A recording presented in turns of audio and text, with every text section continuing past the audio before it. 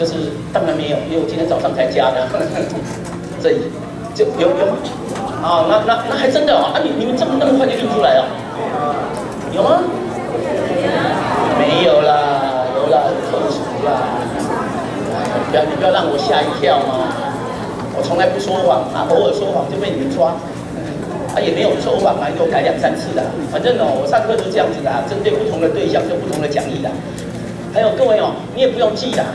啊，你要记的话就记重点啦。啊，我这个讲义哦，你们不用抄，也不用照相，真的不用。我看你们太辛苦了，照相。到我们系友会的网站自行下载好吗？我的东西通通给大家，让你们爽。哎，这没有智慧的问题嘛，这只有精益求精的问题嘛，不对吗？我从来都认为把我的讲义都跟大家分享的啊。如果我有错，你们要告诉我，因为有时候还真的会错哦，人又不是圣贤。来，我这里要扣除土地涨价总数额，因为理论上不是扣除增值税就扣除涨价总数额。等一下再讲，等一下把计算式出来，我来讲，各位比较听得懂。也就是说，增值税是用公告限制，公告限制在市价，结果它现在增值税是慢慢的这里用市价。当增值税跑到市价的时候，你放心，你的房地合一所得税会接近你，你放心。好，所以但是也是糟糕，所以整个制度就是税距市价跟公定值的价差，它整个制度啊，你说现在。我们的公告限制到底接不接近市价？内政部是说90%几的，你绝对不要听他讲屁话，你听到没有？不可能呐！你自己去想，怎么可能有90%几？不可能呐 ！OK 啦，反正现在如果没有错的话，60、70、70、80还有啦，所以还有一定的时间呢，可能还有5年到10年的时间呢，所以各位稍微注意一下就好了。好，再来，这是我这个概念，公告限制接近市价，房地合一税接近0 OK 哈。啊，为什么会这样子？你不要问我，我本来跟他讲说，你交征增值税不是大家皆大欢喜嘛，然后你也不要搞得那么复杂，还搞那么复杂以后怎么办？我也不知道，你也不要问我。所以来，重点就是国税跟地方税之争，各位接受了哈。所以整个税制改革的重点就是，他根本没有叫我们参加。有啦，后来有2次拜拜嘛，那2次拜拜只是啊有表示意见，那就回家了。就跟什么呢？那个都跟的那个说明会一样，都跟说明会是说假的，你们知道吗？啊，你们听一听也没什么用嘛，只有一个真的，你们永远记得叫做听证会。听证会就是你各位在座的讲的任何原因，上面的官员一定要做，不做要讲理由，要讲依据，那叫听证会，要不然就叫做说明会啦，那叫做没啥录用的。所以我们上次有没有去参加？有啊，后来2次去，那就没啥录用的，反正他也没听。好来，现在新制的出现了哈，今天总是要讲这个制度嘛。它这个制度是105年1月1号施行，104年的6月公布啊，公布了一个所得税法，所得税法第10条，公布了以后呢，今年是1月1号施行。来，各位看一下啊，政府在去年7月21日定了一个申报作业要点，当定这个作业要点的时候有21点，定出来的时候你说好不好？大家都说很好，我第一个时间就讲不好。为什么我提醒大家，所得税法有施行细则，为什么你不定施行细则，要定一个作业要点？你定一个法规命令更高，因为2法1法嘛，可以规范。你偏偏要定一个不算法规命令的一般法令，一般法令就可以随时改来改去的。各位听懂没有？啊，为什么要定一个随时改来改去？因为你没把握了。各位有听到？你自己定出来自己都没把握了啊！果不其然，你看看，还没有1个月就改一个继承。你看看，7月21定出申报作业要点，8月19还不到1个月呢，就改继承。为什么？因为根本搞不清楚继承的登记，继承是登记的例外。各位以后要记得，我们买卖不动产当然登记做生效要件嘛，但是其他的不一定是登记做生效要件啊。继承怎么回事呢？继承是死亡当天就发生效力啊，完成登记只是可以处分物权呐。民法758跟759是2件事情，他搞不懂，搞不懂就赶快改，也不错，表示这个知错能改。但是又印证了我讲的，他自己没把握。他为什么没把握？他把财政的东西扯到我们地政，而且不给我们去谈嘛。啊，问题就很大。然后来到今年3月9号，又改了第4点跟18点。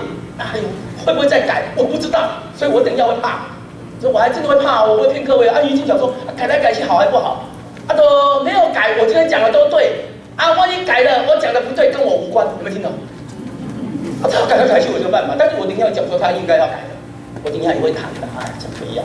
这就是怎么样，弄得那么复杂，弄得那么糟糕，让我有钟点会可以赚，有没有听到？但是公益场合例外哈，我今天是不拿钟点会的哈。道教到处去演讲，可以拿钟点会，真的莫名其妙，图利黄金奖。乱来呀。这个就是刚刚讲的制度。过来，朝夕感不安普通的登记的变化。所以我今天还没谈登记变化哦。如果今天你是在座的是专业人士，我光是谈登记的作业跟盲点，我可以谈3小时。因为我一定要好好谈，要不然还是很多地方搞不懂。比如说我随便讲一个剩余财产差额分配，我随便谈一个夫妻赠与，再来一个回赠、特有财产跟那个一般的婚后财产，大家都听不懂。啊，我怎么办？叫做不讲，你们听懂？因为各位不要紧张，专业的东西真的就是回归专业。你今天只要学到当经验、当常识就够了。专业就给代书帮你去读书，就给经纪人帮你去作业嘛。他读不好、做不好，你去找他就骂一下就好了嘛。本来就该给人家赚，就要给人家赚嘛。这个就是为什么大家现在没有感觉。来，新制有一个制度。你不要去用到新制，当然新制我还没讲哦。你用到新制，很抱歉哦，买进哦，1年里面卖掉，各位稍微要背的45%，1年到2年35%，2年到10年20%，10年以上15%，各位听懂没有？但是如果持有6年，然后又赚400万以内，又符合一定的自用自住，又没有房子，好免税，超过400万的超过部分10%。所以你们发觉，来再记一下，1年以内几趴？45%，跟刚刚的旧制的所得税一样，旧制的所得税45%一样。那1年到2年减10%，变35%，然后2年到10年内把35%拆开，一个20，一个加15，听懂没有？刚好20跟15加起来35，就45、35、20、15。然后你自用住宅的话，只有自用自住10%，啊，如果免税的话0。啊，0的话，重点要6年，所以重点出来了。请问，今年买卖用到新制的，你会不会混到明年降10%的税？你想不想啦？你不要跟我讲不会啦，不会都是老实人，但是会的也是正常人。你不能讲他不正常啊，因为他讲登记。既然讲登记的话呢，就好了。我今天签约，我可不可以1年以后再登记的？不行哦。啊，今天签约我不过户不行哦。啊，你说为什么不过户？啊，就条件嘛。啊，要不要先交屋？问到的代志你不要管。我就是要晚一点登记。啊，晚一点登记，买方会不会怕？会嘛？啊，怎么办？不用紧张，办信托登记，有没有听懂？所以永远记得，登记可以解决一切登记的问题，所以叫问地政署。我是跟你讲真的。对，你千万不要用登记，真的没啥路用。哎呦，我这一辈子最高兴就是我糊里糊涂到地政系来读书，糊里糊涂转不出去又回来，那糊里糊涂又毕业又做了代书，哎，糊里糊涂一直混，有没有听懂？因为我爱死这个不动产了，因为不动产的变化让我每天很快乐，有没有听懂？因为很复杂，但是也很快乐，但是真的它还是有它的某些优势。好，来结论。你是45%的，一定会等35%；你是35%，一定会等20%，你信不信呐？所以结论，107年才会发酵，所以到现在还没有问题，叫做避不见面，或者说不敢让人家知道，不用紧张。签约2年以后过户，大大方方讲，但先办信托保护，有没有听懂？但是注意哦，我刚刚是讲登记对登记，对不对？他哪一天学奢侈税说不对，签约就算，那你就死得很难看了。不知道有没有听懂？签约跟登记总不一样吧？一定是先签约啊，先登记。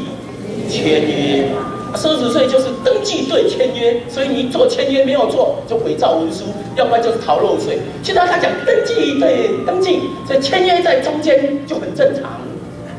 我在讲真的哦，但他哪一天改的跟我无关，我是讲真的，所以你就不要紧张。所以结论，你为什么现在还没感受？因为大家都在等2年后。所以到107年才会发酵。还有呢，我跟你保证，很多人还会混自用住宅。所以到110，所以结论，各位在2年后跟5年后，我们再来上一次课都不用紧张，好吗？今天叫做白忙一场，好吗？你只要记得回家都没事了就好了。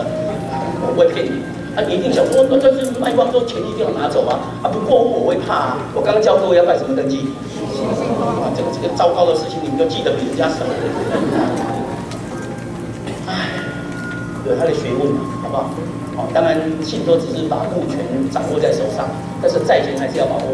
如果你债权还要呢，在一个缓设定的抵押权，就是抵押权担保一个买卖契约以付价金，有没有听懂？你看看，光是抵押权都有学问哦。你不要以为我们这边银行贷款那么简单，简单个屁，有没有听懂？那是因为大家都在混，这个社会说一切都上轨道，很有学问。再来，继续哈，这里就要背今天比较重要的地方。105年以后的取得再交易，这是它的法律文字。那刚刚讲过，取得算登记，交易算登记。我刚刚是不是这个意思？但注意它的用词哦，取得交易。好，我要给各位一个概念，回到民法758条的概念，取得你给我讲登记，我接受。不动产物权因法律行为而取得设定上市变更非经登记不生效力，取得用登记接受，听懂吗？但是问题出现了，你认为交易用登记好还是不好？交易，你用屁股想好不好？不要用头脑好小。交易，我跟你签约算不算交易？收定金算不算？但是我们伟大的政府说算不算？不算。所以有没有事？没事，但是以后会出事，对吧？各位听懂我在教什么吗？我在告诉你，现在有没有事？因为他把这个当登记，但是我认为交易有没有可能随时改成收现金、收定金、签约也算？啊，我们就死了。啊，会不会改？因为他刚好用作业要点，随时可以改。这个就是无聊的政府，无奈的能力，不是陷阱，是不懂、无知。我这样骂哦，在座如果有财政部的长官，实在是您是例外，要不然我就骂到人就不好。哎，其实我有跟一些长官讲过了，他们也是很无奈，哎，我不想讲了，因为有反正当公务员也很可怜，上面的不点头，下面的没有人敢讲话，这个就是没有沟通的地方。哦，好来不谈，应该知道哦，105年以后买啊再卖没事嘛，你用买跟买，这样比较糟糕在这里，因为奢侈税要退场。我们奢侈税到去年104年12月31退场嘛，来各位看一下，103的2年取得嘛，103、104取得2年内交易。好，注意这一句话的反逻辑。如果103取得2年以后才交易，有没有事？各位听懂我的意思吗？他说你要用心字是103，包括104嘛，因为105就跑到这边来了嘛。所以这里是不是讲103、104 2年内不能动，动了新法新制啊？你如果超过2年就旧制。所以结论，103有买进的，你就把它撑2年也没事。各位听懂我的意思吗？可以接受这一句话吧？哦，所以这里要小心。这个啊，反过来注意听哦。啊，102以前买到的有没有事？没事嘛，因为这2个是新制，其他的通通旧制。这个叫列举其一，列举其二，排除其他原则嘛。这法律有原则嘛？啊，公证啊，其他都不算。各位听懂吗？就这么简单。那103、104就一定要超过2年，你绝对不要2年内，2年就比较不好。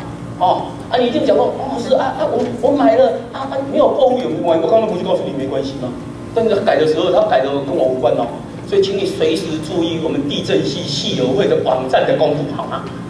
我们法律会公布啊，因为我认为要做公益就要这样做了，让大家有一个管道，要不然你可以到地政机关、地政事务所的网站去查啦。哎，但是我怕地政机关不好查，你可能要到财政部去查。但你到财政部去查，你根本不知道在哪一个单位，能听懂？啊，你要用搜寻的，啊，你要用搜寻的，因为你不会打字，所以你永远搜寻不到。我在讲我了，我不是在讲你们了。来，这里是另外一个图，哈，再来。这一次为什么建设公司都没有意见？因为没有伤到他们。这次伤到谁？伤到个人。啊，你说建设公司完全没伤嘛？也不对，它有加了一个土地交易税，但它的17%不变，它的成本费用比我们还如意。所以结论嘛，你想想看嘛，刚刚讲1年里面多少%我忘了，但是你如果是用公司去买17%，啊，你会不会用公司去买？会啊。所以结论去用公司买都是炒作的，也不太好嘛，哈。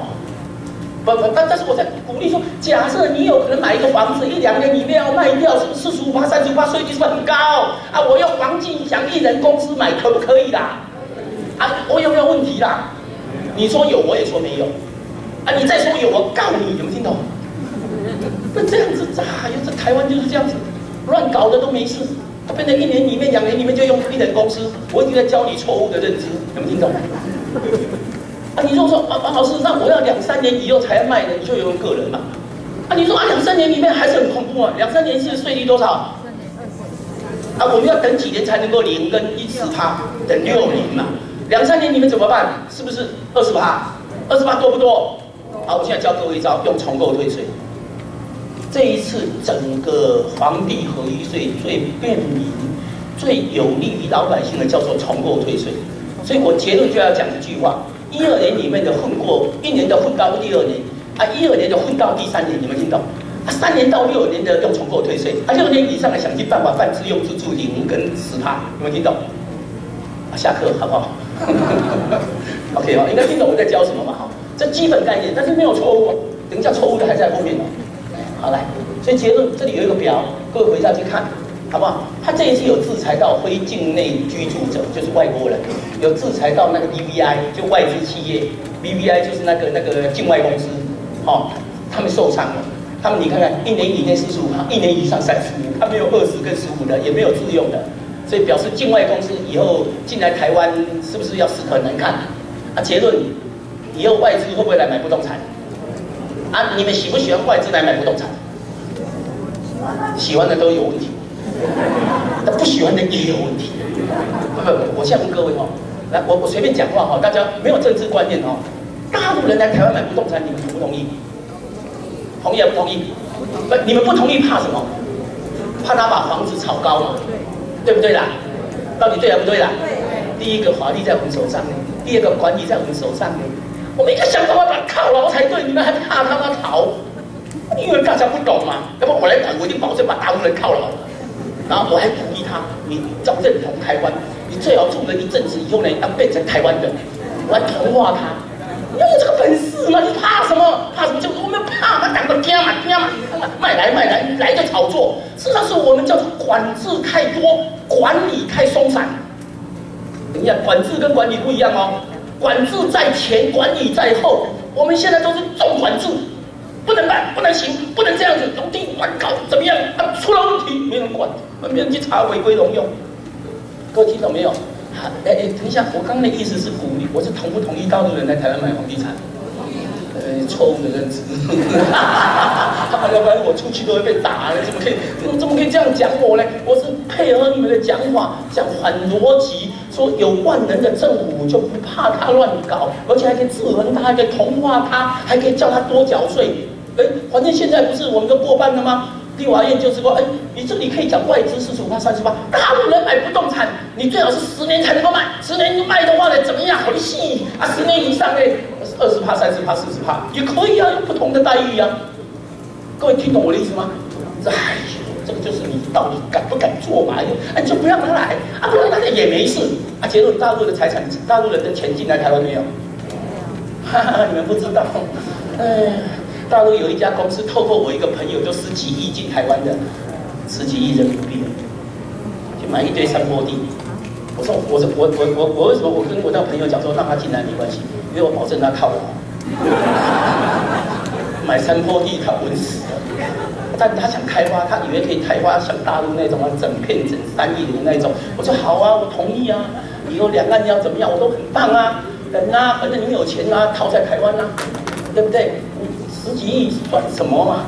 对不对？在大陆人讲10几亿不算什么，我在讲人民币哦，50几亿哦，好高兴啊！哎呀，来了，结论，我用另外一个表做一个，这里有一个非自愿离职，什么意思？非自愿离职，比如说你是台北人，他跑到高雄去上班，结果高雄现在去做中介，结果高雄现在中介呢因为做不下去，把你炒掉，把你炒鱿鱼。你买的房地产马上卖掉，是不是在1年内20%？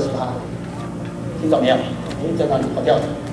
这里合建、自建、非自愿离职，这里表示是20%，这里都是20%，各位听懂没有？2年、10年，这里都是20%，就是没有45跟35，各位听懂吗？等一下，我刚刚讲什么？你们不知道有没有听懂哦？你们可能没有听懂。我是不是说学逃税目的不是要去逃税，要去抓？逃税，我告诉你一招逃税方法，好不好？这个就是我们的政府不知道有没有这么聪明，投机可能，就是找人头，然后在高雄设一家公司，然后用人头去买，然后叫他去上班，然后要卖掉的时候就把那一家公司叫他把他炒鱿鱼，叫他回台北，都是我在控制的。你听不懂我在讲什么？好，聪明有能人，好老实哦。听懂我在讲什么吗？你只要懂我这一招，你有本事混得过去，我把你把它定清楚，你好哪他逃漏税，重点政府不知道嘛？这个听懂没有？各位长官，你们如果当政府的长官的时候，一定要记得有这一招。你要不要漏跟我无关？要不要赌他跟我无关？啊，听不懂了就当作我没讲，啊，听懂了就似懂非懂也好。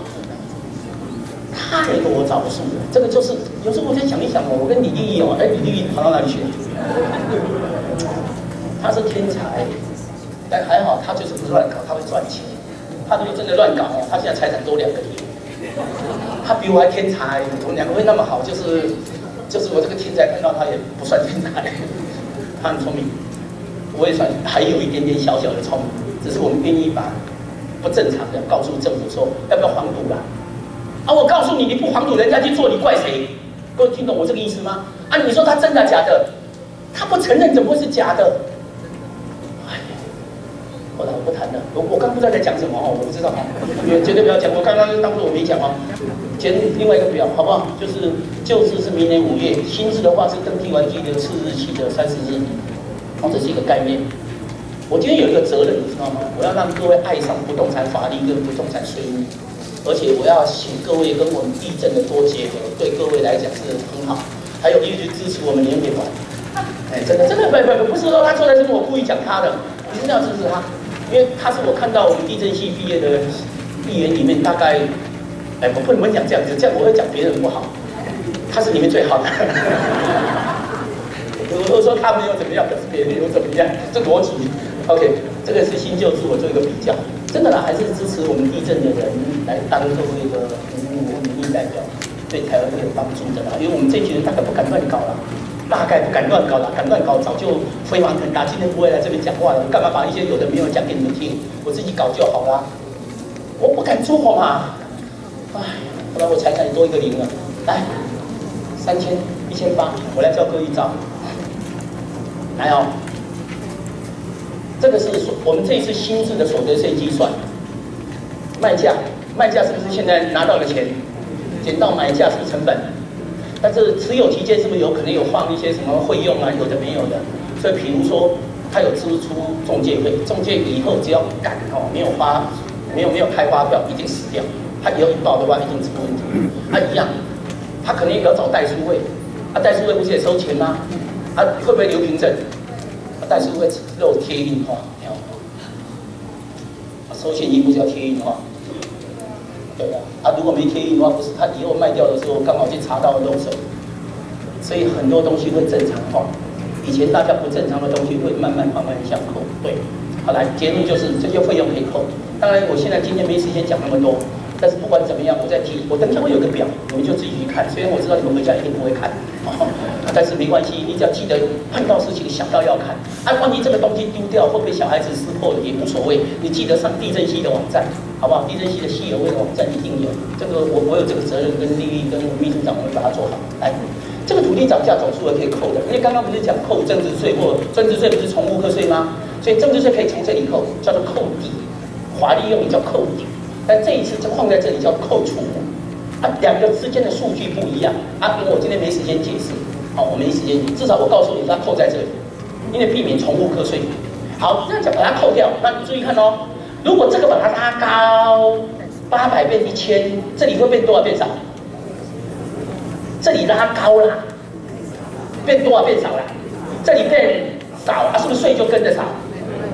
所以结论第一招叫做这里拉高，对不？但是这里拉高死了增值税，听懂吗？增值税就是这里拉高，增值税用土地涨价总增，所以这里拉高，增值税有利啊不利啦？你要不要拉高？38，是不是啦？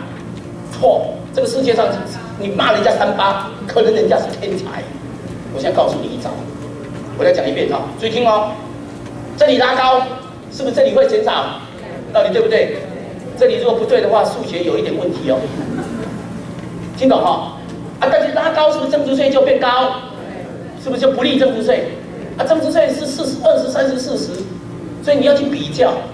好，来，我干脆这样讲好不好？有没有可能增值税是要办自用住宅？我再讲一遍，当你是卖方，你办自用住宅的时候，你拉高永远是多10%，因为增值税不是10%，拉多高就多10%，这边减少的一定比10%还税率一定还要多，你就赚到。你想你们听懂我在讲数学？其实不要学税，只要学数学课就好。这本来就是这样子。我告诉各位，你就是爱上这个税务跟法务，就是你的逻辑要清楚，逻辑清楚，头脑会不会比较聪明一点点？会啊，但头发会跟我一样一直掉哦。哎，应该听懂我在讲什么嘛？还有，我再顺便教一招：当卖方他把它拉高，是不是因为自己办增值税？买方同不同意？买方啊，我王进想把增值税拉高，要减少我的房地合一税嘛。你是买方，你会不会同意啦？我拉高，你有没有利啦？我拉高不是你的取得成本跟着高，你以后的所得就变少嘛。你还高兴，所以我们两个就共谋，我们两个共患，你听不？但这个叫做节税啊，是共患。我要缴税耶，我只是在玩数学游戏耶。还有，我刚刚教了一招，你听得懂吗？买方利用卖方缴增值税那一刹那，鼓励他高报，跟房地合一所得没关，也可以节省买方以后的增值税。卖方把它拉高，买方的增值税也跟着高，以后公告限值没有高，它永远没有增值税。听懂吗？刚刚有2招，一个是卖方的房地合一所得税招，一个是买方以后的增值税的招，它通通都是利用土地涨价总数额把它拉高。我刚刚讲了，没关系，听不懂无所谓，好吗？因为你们听得懂的话，什么都马上听懂，我回家会哭。我这学了30几年也才这样而已，你们学了3分钟就会了。哎呀，来，费用在这里，费用在这里有几个地方，这里为什么不包括房贷利息、房屋税、地价税？为什么？你说没道理，有道理的，因为你的房贷跟你的房屋税、地价税，你每一年的综合所得税都会报。等一下，有没有听懂？你假设你有贷款，是不是有房贷的利息？啊，假设你每一年有地价税，你每一年有房屋税，你每一年可以在明年申报今年所得税的时候，把它当费用，把它想办法扣掉。所以结论，为什么这里不能扣？因为你已经扣过了，有听懂吗？所以就不要背，其他的几乎都可以，好吗？好，来，不然这个表示给各位参考，但至少有一个数据，一定要取得凭证，就是从房地合一税开始以后，以前光是装潢也没有逃漏税的问题的，比如就是花票就是要来，因为你不来以后我很惨，我以后不能扣，所以这个是好现象的，就是一切实价课税以后，一切实际放到台面上来讲，不是坏的。OK 哈，过来。这个问题在这里，取得到交易都是讲登记日，只是我的问题，这个交易不一定，这个不知道会不会发生问题。我再讲一遍，现行的规定是登记对登记，表示你在前面先收定金、收契约就没事。但是因为交易这2个字很敏感，以后可能随时会改，所以请你要小心。各位听懂我这样讲的逻辑吗？不要有错误的认知。好，来，我们来看一下吧。现在不能偷看我的讲义，因为我的讲义是有的，我这里是动画，来看一下。这是新制啊，旧制，103年5月，记不记得要2年内的话，就是2年内就新制，超过2年就，但是这个新制取得这里是登记，是算到这里，对不对？到底对不对？还是算到这里？2年内嘛。所以结论啊，这个案例到底是旧制啊，新制啊？这里登记嘛，这里登记是不是超过2年了？但是是不是2年内签约？结论还是。本来签约可能是35年，你如果马上登记，是不是35啊？不是2年内，但是你就拖到2年以后去登记，你看他跑不出来，你看他多保护中华民国的财政部，就是听懂吗？这里本来如果马上去办登记，在2年内的话呢，你就死了就35%，但是你把它拖过2年变旧制，就结果就没事。听懂哈？好，来看下一个，来这个是新制啊，旧制。签约在哪里？它这里是1年内对吧？1年内这里是几%？理论上到签约的时候，你若马上办登记就45%嘛，但是你拖过，是不是超过1年？那边1年到2年，这里就变成为什么？这1年内这里2年以上，到底对不对呀？数学不是这样子没关系，不用紧张，不用紧张，反正上我的课不要讲上课，上课很不好听，就是我们互相来研究的时候脑筋要动一动，对大家会年轻，好吗？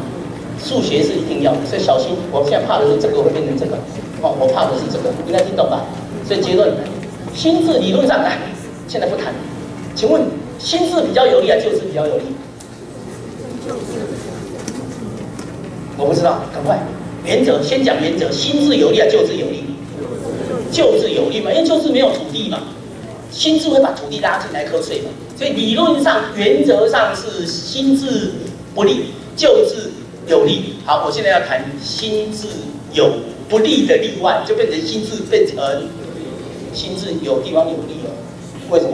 所以你要去算登记费很重要比如说亏本，亏本有没有所得？没有。亏本就没有所得了，你还怕什么新旧制？你反正是旧制，还核实课税跟核定标准课税的。听讲，新制不是一切照买进卖出有所得才有房地合一所得税假设你亏本，表示有没有所得？对的，所以结论。心智如果有利的形式，就是你用自用的，或者是根本是户数亏本的时候，或者重购退税。所以等一下我下课以前，我一定会讲到重购退税，因为重购退税跟增值税、土地税法35、36、37的重购退税不太一样，而且更有利、更方便，很好玩，好不好？好，应该听懂，可以接受了就是例外的例外好来，所以结论这里又谈到，然后这里又谈到一个概念，注意看继承跟赠与，哇，继承赠与表示有没有买价？也没有卖价，也没有买价以后怎么办？以后不是有赠与税你卖给他也是视同赠与，反正都是不动产，都是用公定价。这是遗赠税法第10条的概念，不懂去问地政士，听懂吗？所以我第一个观念，爸爸以后要给爸爸妈妈以后要财产给小孩子，我是不鼓励生前给的。其实是以后100年以后给不一定是坏的，因为100年以后呢，有了遗产税，连增值税都冲掉。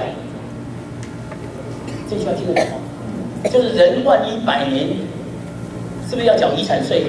但是增值税不用缴。增值税不用缴，不是增值税全部归零吗？这句话听得懂吗？因为遗产税一定现在给他，增值税就20、30、40所以100年以后反而有利嘛。各位听懂没有？所以结论变得有一个逻辑。以后有人问你说，王进祥先生，你教我一招节省增值税的招数好吗？我告诉你，天下第一招，叫他去死的有错吗？